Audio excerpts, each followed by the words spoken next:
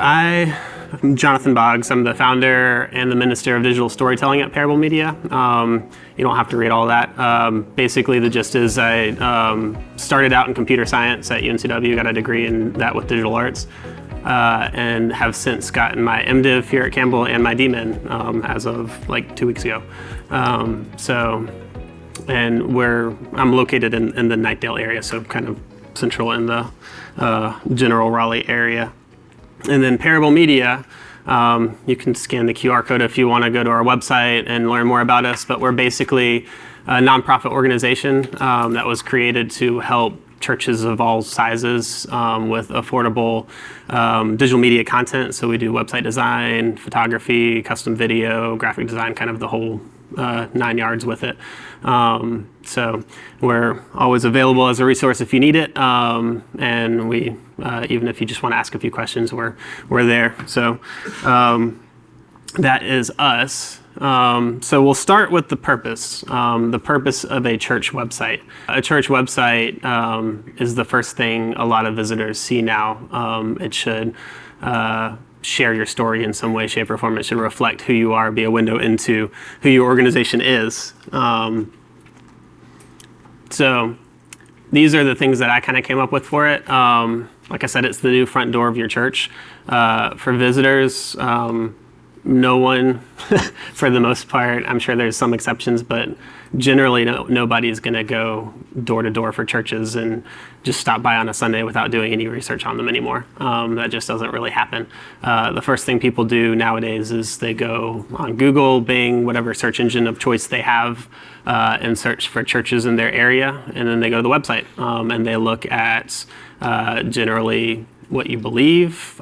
Some might look at your staff. Some might try to watch a video of a recent worship service, but that's where they're going first. And from a website perspective, that should be kind of at the forefront of your mind when you're thinking about what your website is there for. It is,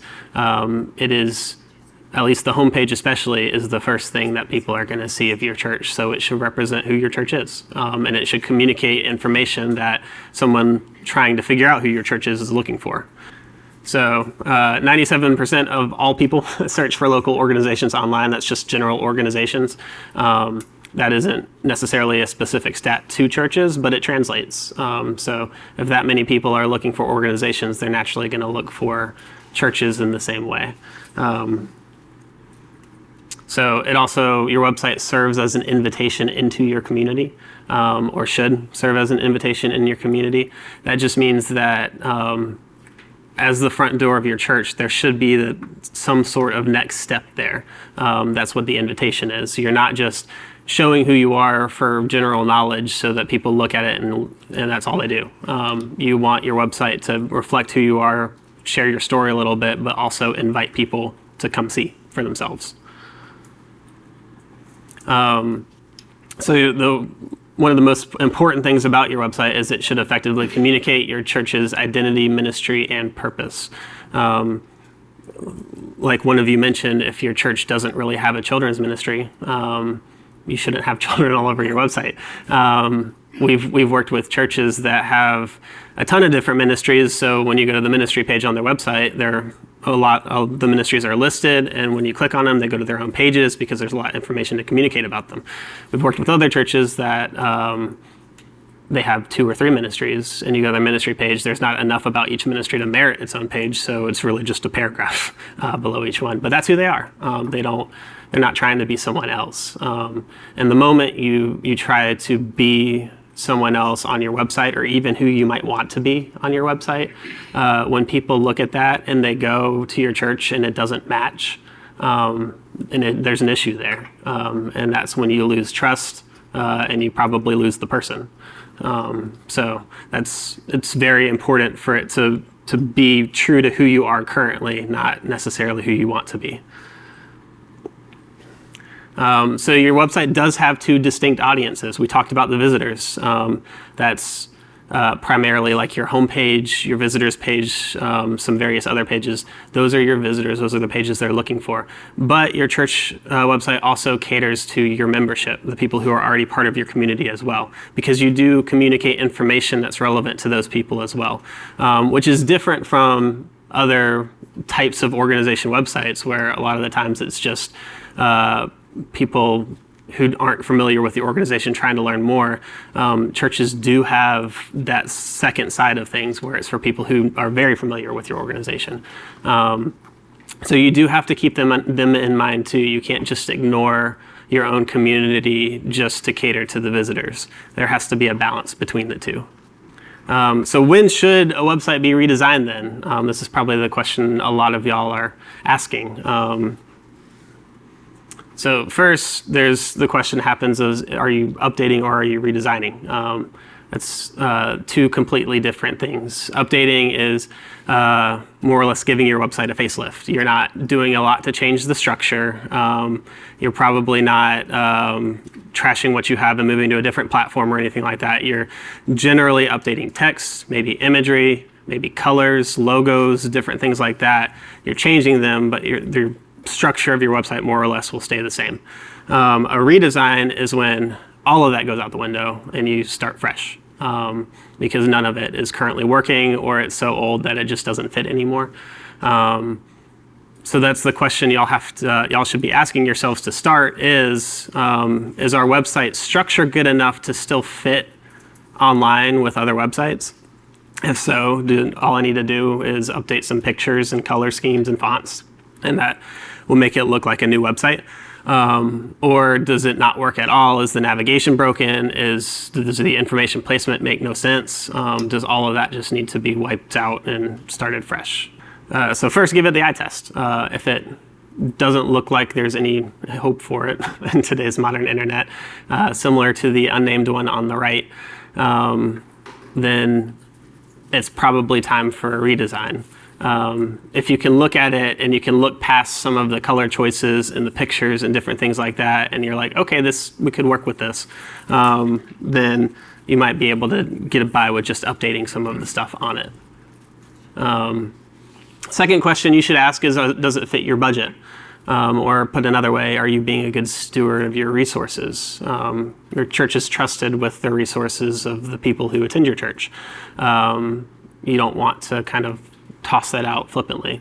So yes, a church website is important, but if it costs 50% of your budget to update it or redesign it or something like that, something doesn't fit, and you might have to do something different.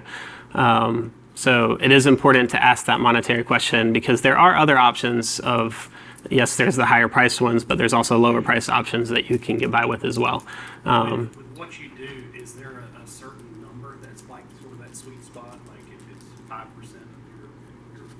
your budget, what most churches do? I think that number changes depending on the church. It's kind of a balance of, some churches have a large AV budget and they can put a significant portion of that part of their budget towards a website. Some churches don't have that, and when they put money to the side for a website, they might be taking it away from missions or ministry budgets or different things like that. So it kind of depends on where you're pulling from in your current budget structure. So there's not really a specific percentage that we would look for that. It's also what kind of value you'll get from the site as well. Some churches, if we're being completely honest, the community that they live in doesn't cater to people who are looking at websites necessarily. It doesn't happen super often nowadays, but there are some churches that it just doesn't make a lot of sense to spend a lot of money on a website, because they might have 5 people looking at it on any given day. But it just depends on how your budget's already structured. All right. Another question, are you on a good platform already? If you are currently on a good platform and your website's just not great, you can probably stick with that platform and either do a new redesign on the existing platform or rework the structure of your own website just to update it on that platform. If your platform is so old that it doesn't work or it's slow or just something doesn't fit your context, it might be worth looking at different platforms. If it costs $3,000 a year to maintain your website on that platform and you need to rework that money somewhere else, it might be worth looking at a different platform. Because as we'll see in a little bit, there's a huge range of platforms you can choose from, and also a huge range of price points that go with those platforms. Another good question to ask is, are they still in business? Worked with some church websites or churches that have websites that are on platforms that are kind of not really operating. I won't say they're completely out of business because the servers are still live, but if you contact them, they won't respond because they don't have anyone working to do that. So they just don't really exist anymore except for the server. So that's a very good question to ask, because if you are on one of those platforms, you definitely need to move. Are they responsive? Some smaller companies especially get so busy that they don't respond in a timely manner. And if your website has a DNS issue that takes it offline, that's something that you need responded to pretty quickly. If your website gets hacked, that's something that you need to contact somebody to fix pretty quickly. So those are kind of the big things that you need a responsive, someone who's going to respond to you when you have issues like that. And some of you may have people on staff who can work through a lot of those issues, so it might not be as important to have someone who can respond very quickly. But a lot of you probably don't have those resources. Do they provide what you need as your church grows? That's another question to ask, because with a range of different platform prices, you also have a range of different features. Some are very template driven, which means that they give you a structure, you plug stuff in. Structure might look good, but if you want something specific on a page, you can't do it if it's not part of the template. Others give you a lot of different options to choose from, but you might have to pay a separate fee for different plugins to make those options possible. And some give you a lot of leeway with it, but you have to do a lot more work to get it to where it needs to be. So those are good questions to ask as you're thinking about what platform. Website costs. So breaking it down a little bit, the first cost that's associated with your website is a domain. This is the address for your website. So your www.churchname.com or .org or whatever, that is your domain. It's how the internet recognizes what your website is. That is a separate cost generally from your website hosting. Some platforms will combine those, so you're paying for it all on the same platform, but they're still separate. So for instance, if you have a WordPress website built through GoDaddy and you also have your domain through GoDaddy, you're only getting one bill, and it's covering your domain, your WordPress site, all that kind of stuff. If you switch to a different platform for your website, you'd still have to pay for your domain through GoDaddy unless you migrated that as well. So domains is a separate cost from the rest of your website hosting. They're also very cheap comparatively. Domains usually cost right around $20 a year. So it's not that much, depending on how unique you get with it. If you start using unique endings like .church or something like that, then they get pretty expensive. But if you're just using a normal .com, .org, whatever, they're usually pretty cheap if they're available. If they're not available and you have to purchase it from somebody, that's when the prices skyrocket, because they can charge whatever they think you'll pay for it. There's not really a lot of regulation to that. So, which is good practice if you're starting a new church or starting a new business, and you have a name set. Go ahead and grab the domain that you want. Don't wait, because someone might grab it before you have time to get it, and at that point you either have to get something different or you have to pay what they charge for it. So website hosting is the second cost associated with your website. This is where all of the files, the coding, all of that makes your website is put the server structure that handles all of that. And that is what most of you would be familiar with your platforms like WordPress or Wix or Squarespace or something like that. Those are your website hosting platforms. So those costs are usually a little bit higher than your domain. They're Depending on what platform you go with and what level of the platform you go with, they can go anywhere from like $16 a month all the way up to like $200+ a month. It just kind of depends on what level you're at, what you need for it, all that kind of stuff. They usually are pretty good. You'll see in the picture, most website platforms have it broken down kind of like that, where they give you what their features are and what the price associated per month is. A lot of them will give you discounts if you pay for it all at once for the year, as opposed to monthly. So they're pretty transparent with their pricing most of the time. Usually included in your hosting is your security tag, your SSL. Most of the time that's included in your hosting. Sometimes you have to buy it as a separate feature or plugin. Some hosts don't naturally include it. That is something that I would 100% say you need in nowadays culture, because if you're doing any sort of online giving and you don't have the security tag, no one's going to give online. It's just not going to happen. Likewise, if you're asking people to sign up for events or asking for any sort of personal information through your website, if you don't have the security tag, they're not going to do it.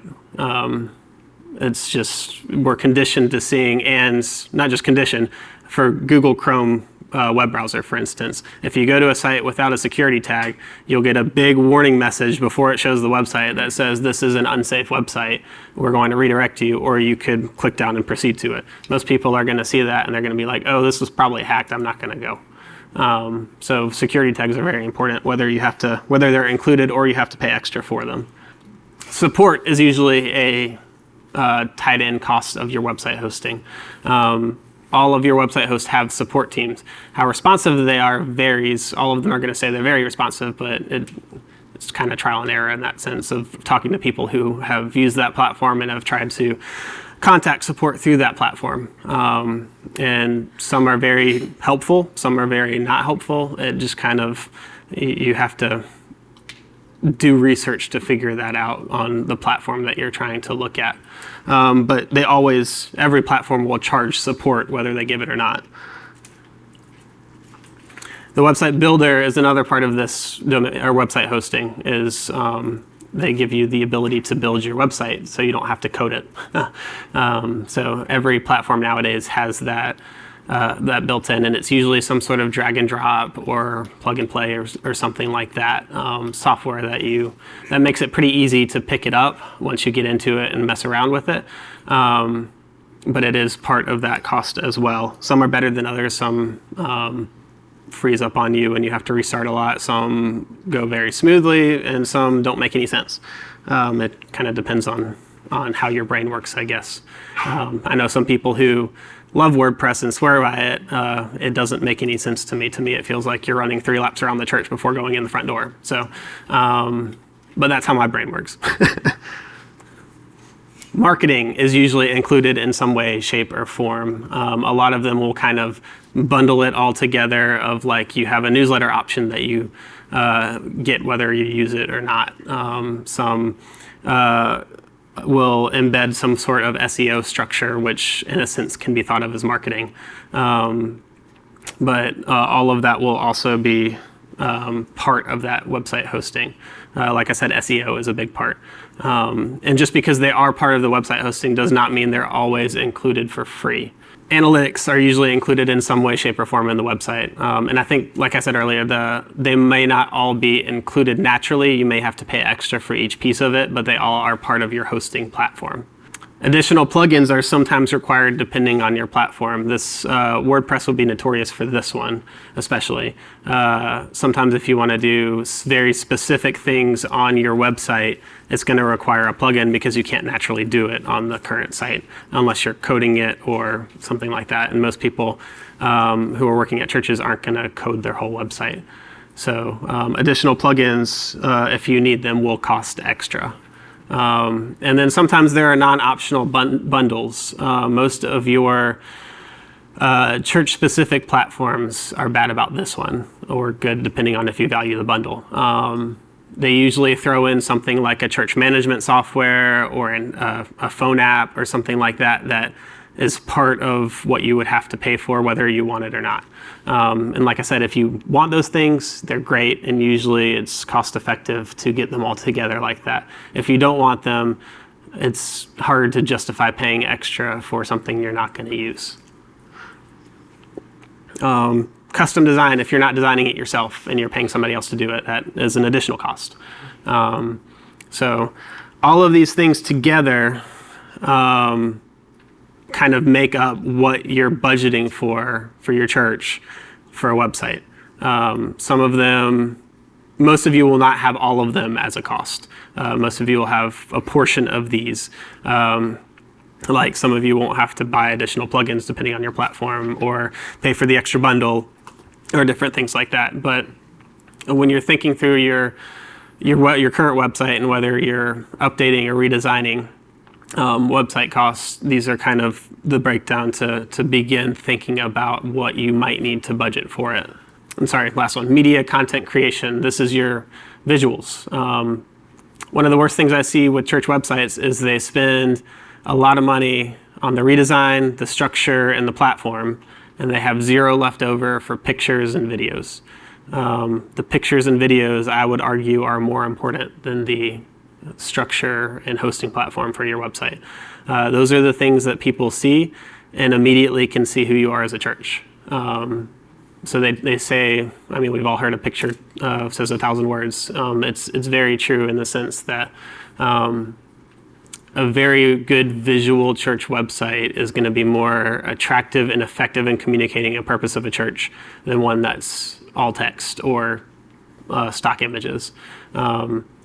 Which stock images a lot of the times can do more hurt than good for a church because they're expecting to see what's in the stock images when they visit. A lot of normal visitors don't have a comprehension of what stock images are and necessarily when they're just looking for a church. So if they see a large sanctuary and a stock image that you use on the front page of your church and they get to your church and it's a very small, more traditional sanctuary, that's not gonna be good. So media and content creation, definitely advise being intentional about budgeting for that. All right, so as I mentioned earlier, your domain can be hosted by or on a separate platform than your website is. A lot of churches that we work with, about Parable Media, we work primarily with Squarespace as the platform we design on. A lot of the churches that we work with have their domains hosted on all sorts of different platforms. Most of the time, they don't want to go through the hassle of transferring it over to Squarespace, so we just link it from their current platform. And that's perfectly fine. There's no harm in doing it that way at all. There's no detriment. So just know that you don't have to move your domain anywhere if you don't want to. If you already have like recurring payment set up and you're good about knowing where that domain is and have your login information. We have worked with churches who could not get into their website host or domain host because they forgot their login information, or usually it's whoever had the login information retired 7 years ago. And so make sure you have that available still. All right, you can also have more than one domain that points to the same website. So your church could have the .com domain and the .org domain and point both to the same website. You usually have to specify which one people see when they go to the website. So if you say you want .org to be the main version, when people click on the .com link to your website or they type the .com one into the search bar, when they get to your website, it'll automatically switch to the .org most of the time. But that's just to know you can have more than one domain if you want to widen your group of people that would see your site, because it also, from a security standpoint, it stops other less than ethical organizations from snatching up a very similar name and then using it as a fake business. For a lot of small churches, that's not really a worry, if we're being honest. But some large churches I know will snatch up kind of all of the relevant domains just to be ahead of that. All right. When you're thinking about a platform, one of the things to think about is, do you want to do a full custom design, or are you just planning to plug things into a template? Or do you want the ease of basically someone giving you a structure of a website and you're just putting pictures and text in and videos wherever they have it identified as a spot for the picture, text, or video? Or do you want to work with either another company or do it yourself of completely doing a custom design where you can pick exactly how your page looks? Generally, the custom design is going to be more expensive than the template-driven design, just as a rule of thumb. There are a few exceptions, but like if you do it yourself, but most of the time you're going to pay extra for somebody to design it for you. Are you going to want additional items bundled together on the same platform? This is back to that conversation of church management software or mobile apps or different things like that. What makes sense for your church? One of the things I do recommend is if your church is already looking to purchase some sort of church management software, and you also want to redo your website, it is very worth it to look at the platforms that do both. I think Planning Center is a good one that does both. Yeah. And Subsplash is another one that I know churches use a lot that does both. But those are things that if you're already thinking of getting certain things and you can get them in a bundle, it's worth exploring. Some of the things that you can bundle are, like I said, your church database software, accounting software, donor management. Some platforms will do for you, media hosting, children check-ins. So a lot of the church-specific platforms will do a lot of those things. You just kind of pick what you want to bundle together. So they're good in that sense. Again, if you don't want all those things, sometimes they force bundles. So just be aware of what you're paying for and what you actually want. And then, as we talked about before, what is your budget? You make sure you're being good stewards of what you've been given, and pay the amount that makes sense for your church. So church-specific platforms, we're kind of going to break the platform conversation into two sides. The church-specific ones that are catered very specifically towards churches, and these are usually the bundled ones. And then just general platforms that aren't really catered specifically towards churches. So some of the benefits of these is, like we said, they're usually bundled with other useful church-related software if you're looking for that. They're generally very simple setup because most of these are template-driven. And they're easy to use. They're usually, since they're template driven, you're just editing text and changing pictures and different things like that. So they're pretty easy to use. They have a variety of options and prices, so you can usually get something that fits your budget on whatever you're looking for. It's just a matter of what all you get included in that bundle, or what features you have, or how much support you get, or different things like that. Some of the drawbacks of them, the bundles can be expensive the more you put in them. So that's something to be aware of. Pricing structure can sometimes be confusing. I know of a church that signed up for one thinking that it was a flat fee to have their website indefinitely, is like $3,000 or something like that. Did not realize it was a yearly fee. And when the second bill came, they had to have a very quick conversation and do a different website. They had to close their website and reopen it on a different platform. So pricing can sometimes be confusing for these sort of things. So just make sure if you're considering them, get all of the information, even if you have to contact them and have somebody talk you through it, just to make sure there's not any hidden fees or anything like that. Like I said, most of them are template driven, so you're kind of stuck with what they give you. If you want a video on the homepage and the template doesn't have a video on the homepage, you're not going to have a video on the homepage. And that's the drawback of being a template. But the good part of being a template is it's very easy to manage. There's usually either no custom coding including, or it costs extra to add custom coding. Some will allow you to do it, but it's usually in their business enterprise, something like that tier. And the costs can balloon when you start adding that stuff in. You do still have to manage and update the website. This is going to be true pretty much for most of the routes you end up choosing. But they're not going to do it for you unless you're paying extra for them to do it for you. And usually, even if you are paying extra for them to do it for you, you still have to communicate with them actively what they're supposed to be doing. And sometimes they'll do it quick, sometimes they won't. They usually tell you our turnaround is 2 to 3 weeks or 2 to 3 days or whatever. But there is some still active management to it.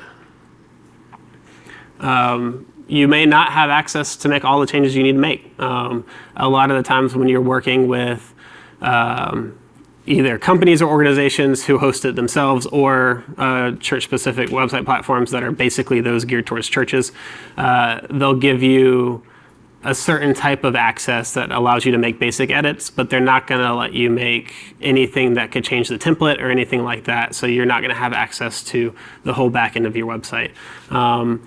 Basically, you're going to be an editor on training wheels is what I would call it. That can, if you have someone on staff who kind of knows what they're doing, that can be pretty frustrating. They often don't include training on how to actually update your website. So a lot of the times they set you up, give you a website, and then tell you can either pay us to make changes or you can figure it out. And that can put you in a pretty difficult spot sometimes. Some examples of these are just 4 that I've found that I've seen churches use before. Tithe.ly, they actually started more as an online giving platform, but have expanded to include websites, mobile apps, different things like that. The Church Co. is one that is growing in popularity. Subsplash and Planning Center are 2 other ones that have the benefit of the church software, church management software integrated into them. Your other option is the general website platforms. So benefits of these are, there's a variety of price options. You can pretty much name what your budget's going to be and then find something that fits that budget. Your features might be more limited depending on your budget, but you'll be able to find something in that range. Options can be fully customizable. So often you'll be able to pay more to get all of the options you need. So you have it's a lot more customizable than the template-driven option of the church-specific ones. You can use templates or you can build them from scratch. Is kind of the good thing about this is they usually offer both options. So you don't have to, you're not necessarily stuck in a template, and you can even start with a template and then rework it as your custom site. Which, just so y'all know, nowadays when people talk about creating a custom website, they're no longer talking about coding it from scratch. They're talking about building it based on what the client wants. And sometimes that's using a template and adjusting the template. Sometimes it's using part template, part custom coding, but it's never building it fully straight from code anymore. That used to be what it is, but not really anymore. You do have more control over what options and content you need included in your website. They're not really forcing bundles on you necessarily. So you have a little bit more control over what you want. Some of the drawbacks, they can be a lot more difficult and involved to build and update depending on the platform. Because they're not a simple template, it usually takes a little bit more work and know-how to make updates and to build them and all that kind of stuff. You may, for some platforms, need additional plugins to get the things working that you want to get working. You may not have access, again, to make all the changes you need if you work with a web design organization. The more big business geared web organizations are notorious for this, where they will lock you out of specific things because they want to be in charge of the integrity of their website that they're showing to other potential clients. So if you're working with a larger organization, web design organization, chances are you're probably not going to be able to manage all of the content on your own site, and you will have to pay them to make certain updates. Often these website options, like the other ones, don't really include training. Some organizations will train you in the use of the website. If you're doing it yourself, you're kind of learning it as you go, so there is that benefit. But if you're paying a design company to do it, most of the time, like, they want you to pay them to manage their site, so they're probably not going to give you in-depth training. And it's most of the time not already optimized for a church setting. So especially if you use a more secular company to build it, they're not going to know necessarily that the first thing people want to see when they go to your homepage is the time of your worship service or where your church is located or something like that. So it's information that should be easily accessible for visitors might not be. Generally, the custom design prices can be fairly high.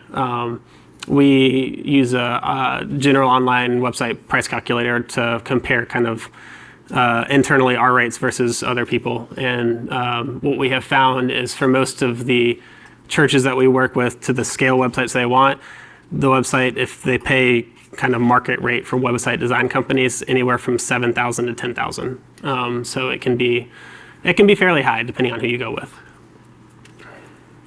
Some examples of these, again, I just picked 4. Squarespace, WordPress, Wix, and Weebly are the general kind of popular ones now.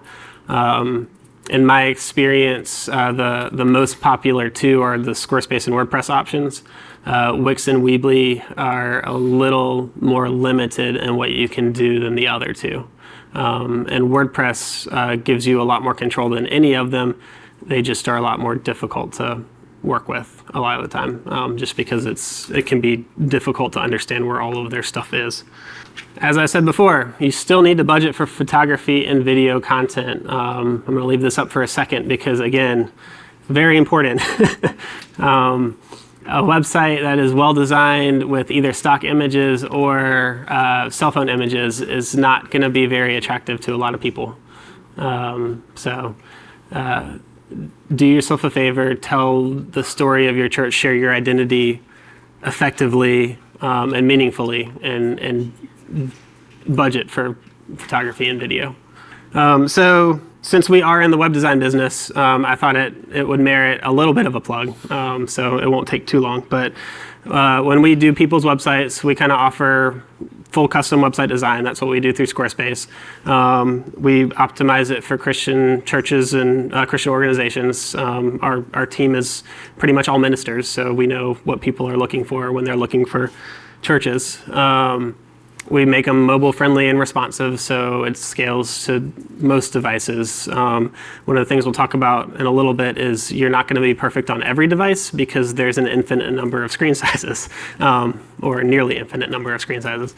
But you can be close enough on most of them, and that's kind of what you're aiming for. And we usually design with the full 1080p high resolution as one side of the things, and then make sure it looks really good on the normal size for a mobile phone.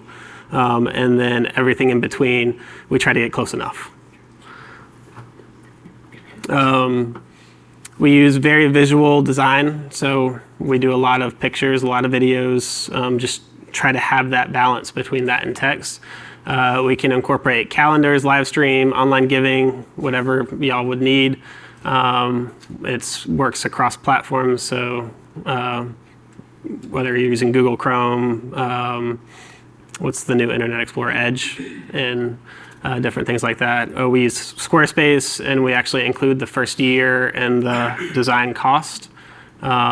We do work with SEO in mind, so I won't say we don't do the work that a search engine optimization company would do if you're paying them specifically to do that, but we do enough to make it make sense for your site.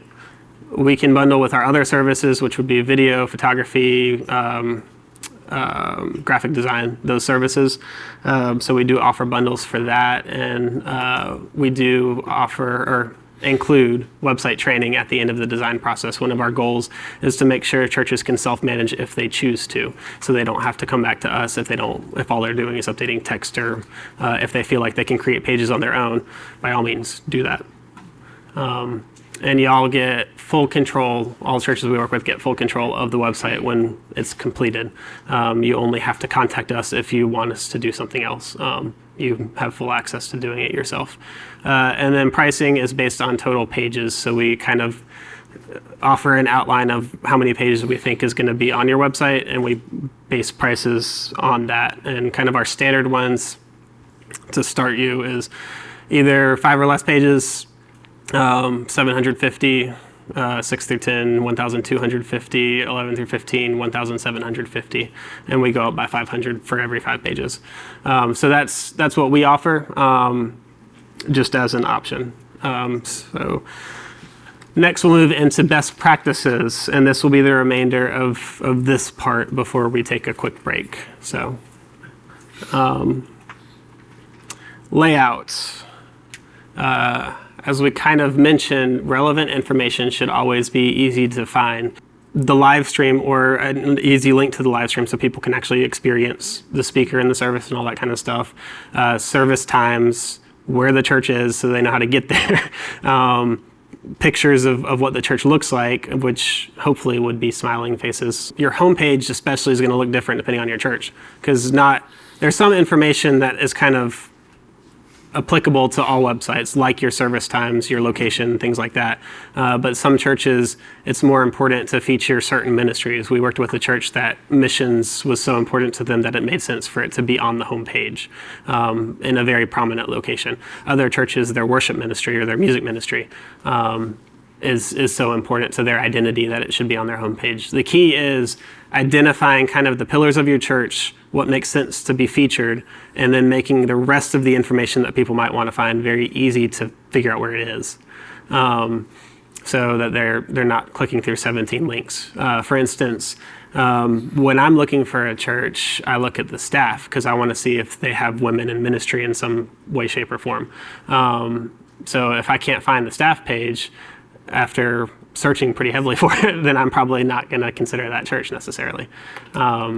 So different things like that, where the navigation should make sense so that people can find whatever information they're looking for, but you also want to prioritize what you've identified as the most important information about your church on the homepage. We're working with a church currently.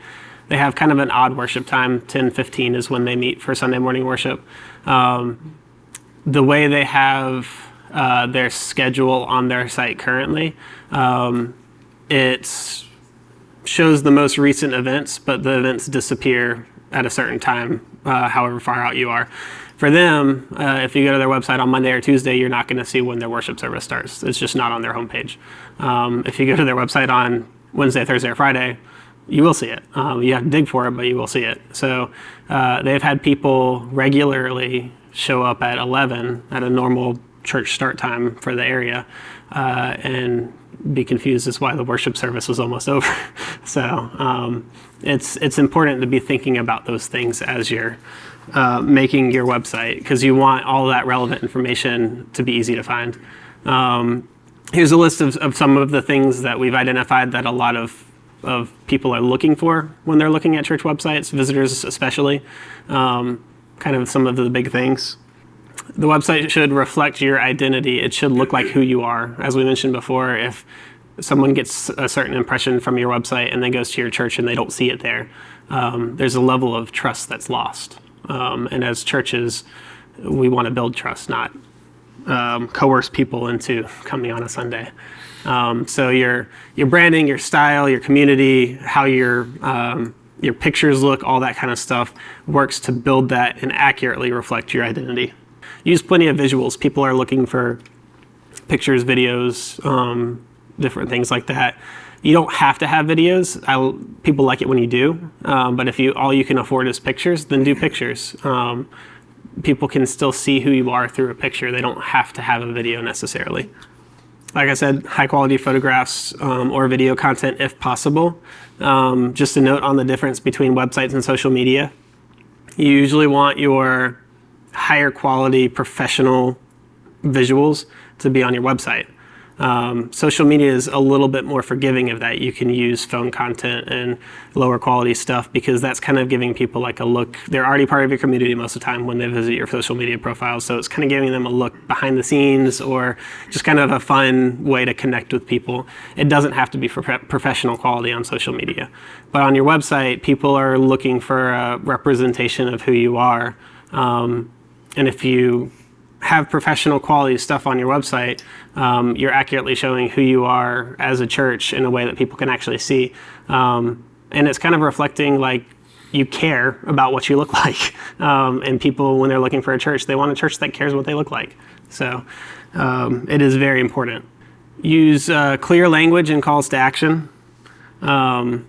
So like I said, navigation, give people a path to follow and something to do. So they need to know where they can go to find something on a website.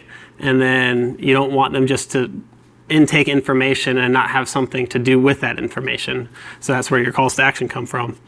Whether that's inviting them to a worship service, asking to participate in a ministry, your donation page, whatever that next step for the visitor to the site is. And it can be different based on the pages. If someone's looking for children's ministry, the call to action on that page might be to either participate, help lead, something like that. So you do want those present across your website. Don't use language specific to your church, especially if it's confusing to those outside of your church. I know it might be more accurate to your identity for specific names of ministries and different things like that. If I'm a visitor to a website and I'm looking for a children's ministry, if I don't see the words children's ministry, I'm going to assume you don't have a children's ministry. So you think about what language is specific to your church and what might be confusing to visitors, because those are the things that you want to adjust a little bit. And you can talk on the children's page of this is what the ministry is called if it's something different. For instance, we have a church we're working with that has a children's ministry that's also split into two age groups. One's what they call the children's ministry. The other is called juniors.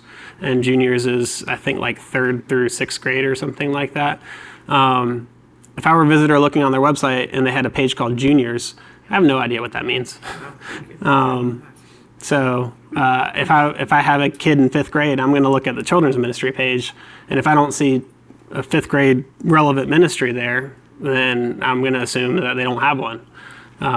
So think about your insider language. Just be aware of it. Avoid being too formal or too casual. So you don't want your website to read like an instruction manual for your church. You also don't want it to sound like a teenager wrote it either. So, and when me and my wife were looking for a church in the Raleigh area, we encountered both of those where some of the websites we went to, the visuals showed kind of like a normal church environment. They had a contemporary service, a traditional service, kind of a mix, all that kind of stuff. But the language spoke to very high church because it was very formal. I could tell through the visuals that wasn't necessarily the case, but just reading the text kind of threw us off and we didn't really consider that church. Likewise, we saw one that was a very contemporary one and the language had a lot of typos, looked like it was, there's a lot of slang used, all that kind of stuff, and we were like, we can't really read and understand what they actually believe. So every page should have a purpose. So your church website as a whole has a purpose, but your children's ministry page should have a very distinct purpose within that greater purpose. Your youth page should also have a purpose that's not the same as your children's ministry page. So think about what you're reflecting on each individual page and what's, I guess, sub-purpose is fitting for that page to have. Updating your website. So we're going to talk about kind of levels of these updates, your weekly, your monthly, your yearly, that kind of thing. So common weekly updates would be things like updating the link to your live stream if you have one, updating your most recent sermon, whether it's a video or an audio file or a transcript, your order of worship, if you have that on your website, things like that are your weekly updates that you would have to do every week. Some churches don't have any of that, and they don't need any of that on their website because they're smaller or whatever, for whatever reason, that's not who they are. So they don't necessarily have to have weekly updates. But those are some of the common ones. Monthly updates. Things like your newsletter, most churches will do a monthly newsletter, or sermon series information if you do sermon series every 4 weeks or something like that. Different events or blogs, those would be what would be common monthly updates that you would want to be aware of and do each month. Yearly updates. These are your church documents, like if you have a preschool, your preschool policies. If you have a children's ministry, your like safety and security thing for that. Your pictures, you want to update pictures kind of across the site every year because people leave the church, people die. If they're in pictures, that can either, if someone has passed, that could be difficult for the family members to see repeatedly on a church website. If someone has left and the split was not very good, you probably don't want that person on your website. So it's good to think about updating pictures yearly. Additionally to that, churches change. You're growing and evolving, or should be. And pictures should keep up with that. Videos in the same way should keep up with that. You always want to kind of review the text on your website. It's amazing how many church websites we've worked with where text has not been touched for 10 years and doesn't make any sense anymore. So you want to accurately communicate who you are every year, not just who you were 5 years ago. And then as needed would be the last section. So these are just things that you would do as they come up. Staff members, as they come and go, you want to make sure if they leave, they're off the site so someone doesn't try to connect with them if they're not there. If they come, you want to put them on the site. Your contact information, if that happens to change, like you move buildings or something like that, that needs to be updated. The layout, if the layout gets really old, you want to update that. If you have a campus map, if you have a large church, have a campus map on your website, and you make building remodels that change some of the routes, you want to update that. So bigger things like that would be your as needed updates. Pictures and videos. Like I said, update pictures and videos at least once a year. It's very important so you don't begin to look like a church that's not really doing anything. Always be aware if people have left the congregation. Make sure you're not featuring a person on your children's ministry who used to be a volunteer who's no longer with the church. Because people, if they see someone in a leadership position, are going to expect to see that person in a leadership position. Be aware of who has passed away. Like I said, it can be difficult for surviving family members to see people who have especially recently passed on a church website. So you want to be aware and sensitive to that.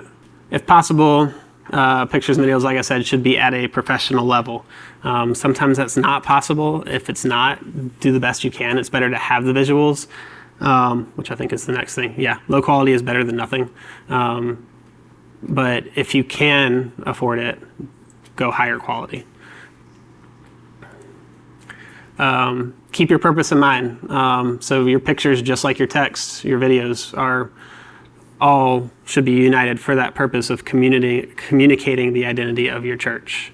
You want people to be able to look at your website and immediately see who you are. Your pictures and your videos should reflect who you actively are. If there's not diversity present, don't force it.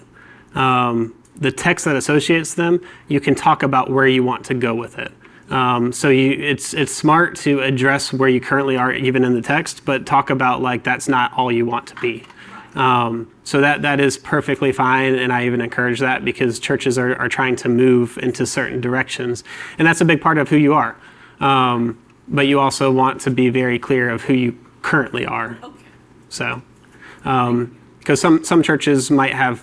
That might be a predominantly white church and have one African American member, and that person gets plastered all over their website. That's not okay. So it's a balance. You don't want a website that's only visuals, because then people don't learn the things that they need to learn to be able to take that next step. You don't want a church or a website that's only text, because then people can't see who you actually are. It's a balance. So visuals versus text, kind of working together to communicate that identity. And all of it's working to tell that story of who you are as a church or organization. So people nowadays generally do expect to see some sort of live stream or a recorded worship service option or audio files or something like that. People are looking to experience the worship service before they have to commit to going to the building, as good or bad as that might be. That's what people are looking for. Sometimes churches can't necessarily do that. And that's, you are where you are. So there's not an easy fix for that. But if you can do some sort of live stream, it's a good idea to try to implement it, just because people are looking for that now. And as the world develops, the direction it's going, people are going to be looking for that more and more. So moving in that direction as you're able is a smart move. If you do have one, like I said earlier, it's probably going to be hosted off of your website. If it's hosted off of your website, then you will, to have it on your website, you'll want to embed it. This will either be, some website builders have what's just a video option where you can paste the URL of the video itself into that video box or whatever they would call it on the platform builder, and that's all you would have to do. Some make you copy over what's called embed code, which most streaming services will allow you to export an embed code and copy that embed code to a source destination.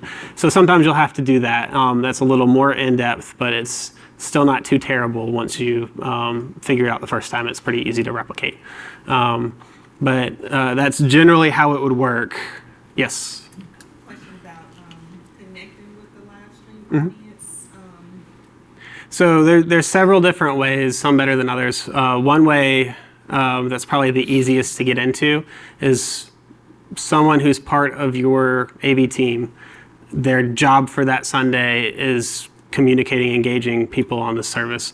So if it's YouTube, they're using commenting in that comment section, some way, shape, or form. Facebook, again, comments. Most of these platforms will have some sort of live chat or comment section. So you just have an active person who that's their job. I'd recommend, if possible, that be a minister or someone with some sort of ministerial training, because sometimes questions pop up that you might not necessarily want to address online. And if the person doesn't have the necessary training for that and assume they know the answer, they might try to address it online anyway, on a live chat, and that's not necessarily the best thing.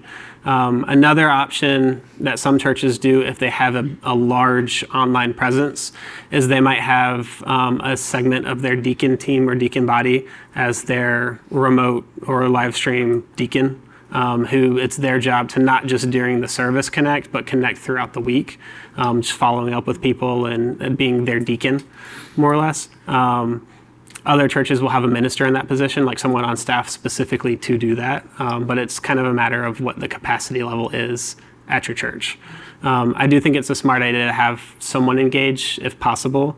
Some options, if you're embedding on your site, you might have to update weekly, depending on your live streaming platform. If it only allows you to, if it's working off of different links every week. So if your live stream is updating the video link every week, you are going to have to change that on your website weekly. That's going to have to be updated. If the platform works off a singular link and just is live and not live at different points, you can keep that singular link on your website and it'll just have like, we're no longer live or we're not live at this time message, or it might have a countdown to the upcoming live service or something like that. It just depends on what your live streaming platform has available to it, and that's always determined by your live streaming platform. It should also be placed in an obvious location on your website. If you're a visitor looking at your website, where would you naturally look at to see the live stream? Some churches emphasize it to the point that it should be on the homepage. It's perfectly fine. Some churches might put it on the top of their worship page because that might be where someone naturally would look for it. Some people might put it on the visitors page. It just kind of depends on who you are as a church and then where your community might naturally look for that content. So blogs are a great way to engage your congregation through your website. A lot of churches don't do this because it does take a lot of effort. But if you have the capacity, and we're going to talk about in a second, you don't have to do it as a ministerial staff necessarily. If you have the capacity, blogs are a great way to engage your congregation. Topics for blogs can include stuff like spiritual formation, biblical studies, what's happening at your church, behind the scenes stuff, testimonials. It can be really whatever you want. It's just a way to engage. Cooking shows would be a good example of a creative way to do it. But they're very good way to engage through your website. Only do it if you can update it regularly, or someone can update it regularly. If you're doing a blog and it gets one post a year, that's not really helping anybody. So at that point, you're probably just spending more effort on it for that one post a year than is worth it. So only do it if you can do it regularly. You can use other ministers and congregants to write posts. The senior pastor does not have to be responsible for all the posts. The communications director does not have to be responsible for all the posts. There should be one person getting eyes on it before it's posted to the website, like a singular person doing that. But you can use the people at your congregation who you know are good at telling stories or writing content or whatever is associated with the blog. Utilize those people to help create content for it. You have a community around you, a community that probably loves the church if they're attending regularly. So utilize those people. All right. And one thing about blogs, I think of podcasts in a similar manner. They're another way to effectively engage people in a very similar way. They're, I guess, the newest trend for a lot of churches to have their own podcast, but it is a very good way to engage. And the beauty of a podcast is usually you will have a singular minister doing most of at least one side of it, but you can record like 10 of them at the same time on the same day and then just post them throughout the year. So you can kind of consolidate for that. Security. So we mentioned before, SSL is important, especially if you have an online giving option or a member portal. Anything that involves sensitive information of any kind, people are going to want to have that security tag. From a back end of your website perspective, if you have editing or administrator privileges on your site, always set up two-factor authentication. Just because if someone hacks your password, you want that extra layer so they don't hack your website. If someone can get into the back end of your website, they have full control if you have an admin profile, which means they can do whatever they want. So always set up two-factor if you can. And I think every platform nowadays has that option. Another good thing to be aware of, might be here. Yeah, be aware of who has access to edit your website. You don't want 17 people all with editing access to your site, because then you have no idea who's putting what, and things could change on your website and you don't know who did it and all that kind of stuff. It becomes a mess. I recommend usually one person, at most 2 or 3 people, having editing access to your website. All the changes should go through one person or a small team, just so you have kind of control over what gets changed and when it gets changed, and you know what's going on with your website at all times. Email scams. This has been very popular since emails were a thing, but especially with websites nowadays. People will send you there's been some sort of issue email with your website, or they might say someone hacked your website, or there's payment didn't get processed or something like that. They're posing as your website and they ask you to click a link and log in. The only time one of the websites we've worked on has ever been hacked was when the pastor of the church fell for one of those and logged in, and then someone got in the back end. Luckily, we were still identified as the owner of the website, so we could deactivate admin privileges, reset everything, and get it back under control. But if the pastor had been the owner of the website, that person would have been able to delete all the other users and would have full control over the website without anybody be able to do anything unless you contact Squarespace directly. So be on the lookout for email scams. The best thing you can do if you get an email that is asking you to enter in some sort of login information, look at who it's from first. Usually the email address won't match. Like there'll be some sort of weirdness about it. It might be Squarespace without the E on the end or something like that, but there's going to be some sort of typo or weirdness associated with it that it sends up a red flag. And if you see that, just get off of the email, go to your actual login portal and check the backend yourself. Never click through the email. All right, mobile usability. You always want to consider it because people are most likely either looking at your website on their phone or on a computer. It used to be tablets a lot too. That's a lower number now, but people still do look at it on tablets. So always consider how your website looks on each platform or on each screen size. Like I said, you're never going to get it perfect. Because there's just too many screen sizes to account for. And you could spend years doing custom website coding for every screen size, and then you'll miss the next 5 they came out with while you were working on the last ones. So try to do it for what most of the people in your congregation are going to be accessing the site on, or general practice if you're not sure about that. You can do what we do, which is make it look good on full HD and make it look good on a phone, and close enough everywhere in between. Luckily, most websites will use dynamic sizing, so it'll do self-adjusting to some extent, but sometimes you do have to adjust it a little more than it will automatically do, which, like I said, dynamic sizing is a good option to always have on. A well-designed mobile website is nowadays preferred to an app for churches, especially, just because if you're thinking about a visitor's perspective, a visitor is not going to go to the App Store and download an app for your church if they've never been there.